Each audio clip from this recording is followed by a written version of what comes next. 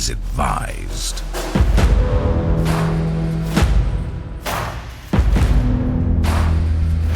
This is 10-Minute Murder.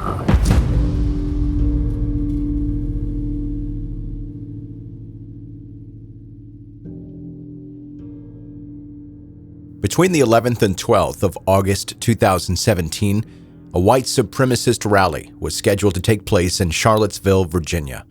It was called the Unite the Right Rally, organized by a neo-Nazi named Jason Kessler to protest Confederate monuments being removed by the government, which Kessler called an effort to attack white history.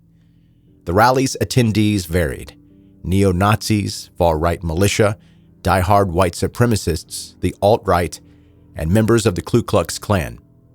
Not to mention the former Grand Wizard of the Ku Klux Klan, David Duke. The camera's right here. What does today represent to you? How you doing? This represents a turning point for the people of this country. We are determined to take our country back. We're going to fulfill the promises of Donald Trump. That's what we believed in. That's why we voted for Donald Trump, because he said he's going to take our country back, and that's what we got to do. Local residents were concerned about what the rally would mean for their community. Just over a month before, another rally had been held in Charlottesville by members of the KKK. Groups of local people joined forces with activists who were planning to protest against Unite the Right, and a counter-protest was organized. The counter-protest united people from across different backgrounds, political alignments, religions, and beliefs.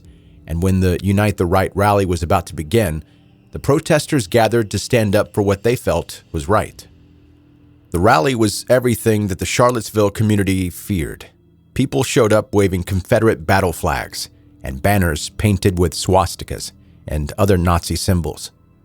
They joined together to yell racist chants, waving their weapons and aggressively confronting counter-protesters. On the 12th of August, just before 2 p.m., a group of counter-protesters were struck by a car driving 28 miles per hour. The Dodge Challenger mowed down several pedestrians and then crashed into a sedan, which crashed into a minivan, which crashed into even more people. Witnesses at the scene said that pedestrians were thrown into the air by the force of the impact. It was chaos, but the driver of the Dodge was not done. The car only paused for a few seconds before reversing into even more counter-protesters. The man behind the wheel of the Dodge reversed away from the crime scene for a couple of blocks, then turned and attempted to make a getaway. The car was seriously damaged, causing its bumper to drag along the ground, and it was covered with blood, as well as pieces of the people he had run over. A police helicopter, which had watched the whole attack from above, documented the driver's escape to police units on the ground. A deputy caught up with the Dodge only a mile away from the protest and called for backup. Detective Stephen Young arrived at the scene and apprehended the driver, a 20-year-old man named James Alex Fields, Jr. James Fields had been a troubled teenager. According to one of his teachers in high school, James suffered from severe outbursts of anger and had been diagnosed with schizophrenia at a young age.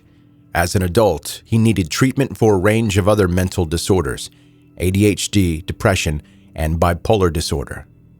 James was raised by a single mother, and she was the one who suffered the most during his fits of rage. When he was 13 years old, he scared her so much that she locked herself in the bathroom, convinced that her own son was going to kill her. In a call to the police, she said that she'd told James that he needed to take a break from playing video games. In response, James hit her, covered her mouth, and had taken away her phone. Derek Weimer, the same high school teacher who knew about James's schizophrenia diagnosis, remembered one other thing about the boy. He had a strange, deep love for Adolf Hitler. His classmates remembered James doodling swastikas on his school books while he was still in middle school, and as James got older, he only became more and more fascinated with Hitler's ideologies. While James's classmates and teachers were often disturbed by his behavior and his doodles, they mostly thought that he was just an odd boy who was a bit of a social outcast at school.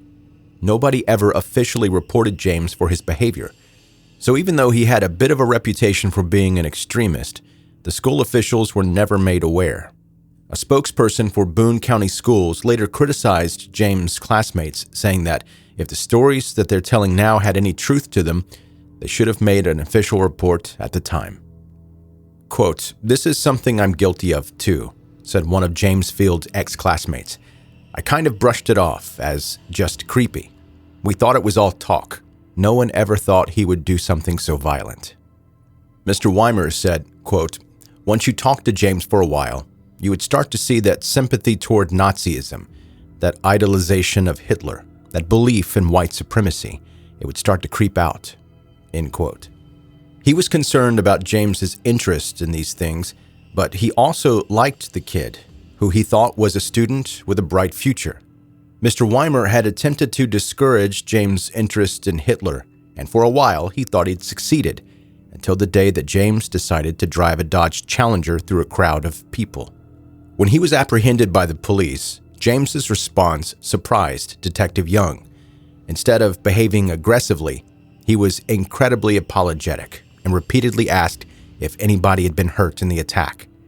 The truth is that 35 people had been wounded, and one woman, 32-year-old named Heather Heyer, had died from her injuries shortly afterwards.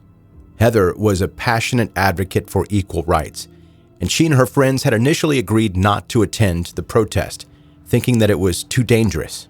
But the night before, Heather had decided that she needed to stand up for what she believed in, even if it was dangerous. When Detective Young told James about Heather's death, he immediately burst into tears. 2 days after the attack, Donald Trump gave a statement where he praised Heather Heyer, calling her an incredible young woman. The next day, he gave a follow-up statement, but this one was not well received. You're putting what you're calling the alt-left and white supremacists on the same moral plane. I'm not putting anybody on a moral plane. What I'm saying is this. You had a group on one side and you had a group on the other, and they came at each other with clubs, and it was vicious, and it was horrible, and it was a horrible thing to watch. But there is another side. There was a group on this side, you can call them the left, or you've just called them the left, that came violently attacking the other group. So you can say what you want, but that's the way it is. I think there's blame on both sides, and I have no doubt about it, and you don't have any doubt about it either. And you had some very bad people in that group, but you also had people that were very fine people on both sides. You had people in that group, excuse me, I saw the same pictures as you did. You had people in that group that were there to protest the taking down of, to them, a very, very important statue and the renaming of a park from Robert E. Lee to another name. So I only tell you this, there are two sides to a story. I thought what took place was a horrible moment for our country, a horrible moment. But there are two sides to the country. Does anybody Jason have a final- Kessler, the man who had organized the rally, stated that he wasn't affiliated with James Fields Jr. in any way. In fact, he said that he didn't even know who he was. However, less than a week after Heather died, Kessler posted a tweet where he called her, quote, "a fat, disgusting communist," adding, "Communists have killed 94 million. Looks like it was payback time." After a huge amount of backlash, he deleted the tweet, claiming that his Twitter account had been hacked. Later, he went back on his statement, saying that he'd actually posted the tweet while he'd been under the influence of drugs. From the beginning of the investigation, the Department of Justice announced that the case would be charged as a federal hate crime. The director of the FBI stated that the attack met the definition of domestic terrorism. To discourage any similar attacks in the future, they needed to make an example out of James, no matter how remorseful and apologetic he had been when he was arrested. In June 2018, James faced charges for several counts of 3 different federal hate crimes. 1 count of racially motivated violent interference with a federally protected activity, 1 count of a hate crime resulting in death, and 28 counts of a hate crime causing bodily injury and involving an attempt to kill. At his federal trial, he pleaded not guilty to all charges against him, but later he changed to a guilty plea, hoping to avoid the death penalty. Instead of execution, he received a life sentence. James also faced state charges for malicious wounding, a hit and run, and second-degree murder. Later, the charges were changed to include first-degree murder and felonious assault. After a 3-week-long trial in 2018, James was found guilty.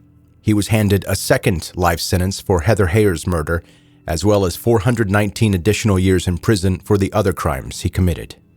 Even after James was convicted, white supremacist media continued to push the agenda that Heather Heyer hadn't actually died due to James running her over. Instead, they said that she passed away because of a heart attack due to her weight. This was the most popular conspiracy theory surrounding the attack, but it wasn't the only one.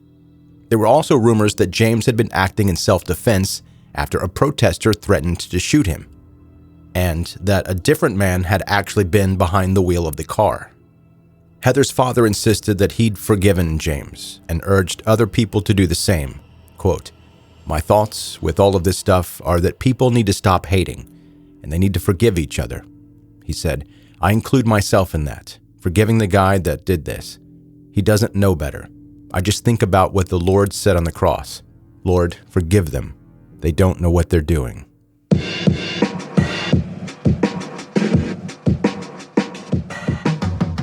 That is 10-Minute Murder for today. Brief and bingeable true crime. I'm Joe, the host, and thank you so much for listening. I really appreciate it. If you're brand new to listening to 10-Minute Murder, welcome to the podcast. Hope you enjoy it, and please subscribe now so that you can more easily catch up on all the back episodes and connect on social media.